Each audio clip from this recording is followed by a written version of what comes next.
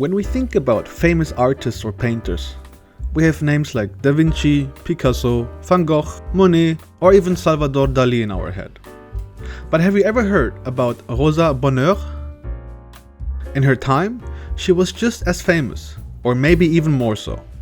Yet today, many don't know her name. In the early 19th century, it was very rare for a woman to become a well-known artist. Rosa changed that. She became one of the best painters of her time, even though she had to fight against many rules made for men. Who was she, and how did she become so important? Let's find out. Rosa Bonheur was born in 1822 in Bordeaux, France.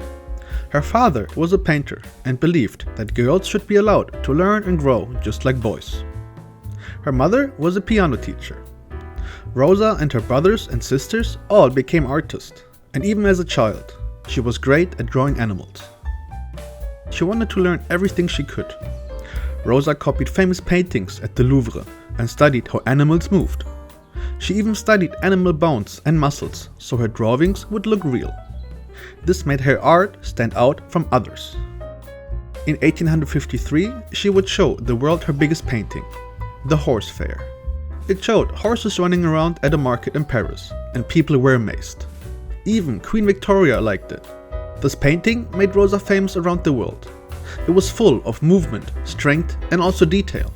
The painting was so large and lifelike that many people thought it looked like a real moment frozen in time, or like a photograph. It took Rosa over a year to finish it. And she even disguised herself as a man, so she could study horses at markets without drawing attention. The painting was later bought by a famous English art dealer and shown in cities across Europe. At that time, women weren't allowed to wear pants. But Rosa got special permission so she could go to places where women normally weren't allowed. She wore pants to visit farms and markets to study animals up close.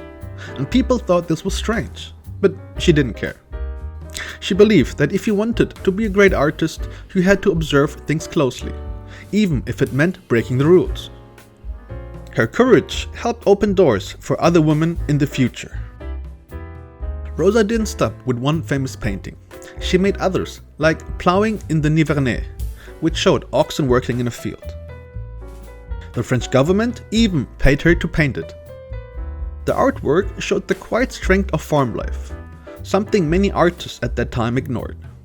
Rosa gave importance to everyday scenes and the animals that were part of them. This helped people see the beauty in simple and rural life. She loved animals and spent a lot of time drawing and painting them. And she believed that animals had feelings and personalities, as well as human beings. She studied them very carefully and even had many animals living with her. She lived in the countryside with her friend Nathalie Mikas and didn't follow what society expected of women. She cared more about her art and her freedom.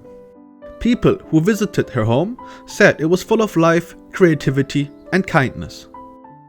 In 1865, Rosa got a huge honor. Empress Eugenie gave her the Grand Cross of the Legion of Honor. She was the first woman to ever receive it. This showed how much people respected her work and her bravery. Rosa also met other famous people of her time, including writers, scientists, and even world leaders. In her final years, Rosa continued to paint and live peacefully in her country home. She remained proud of her independence and love for animals.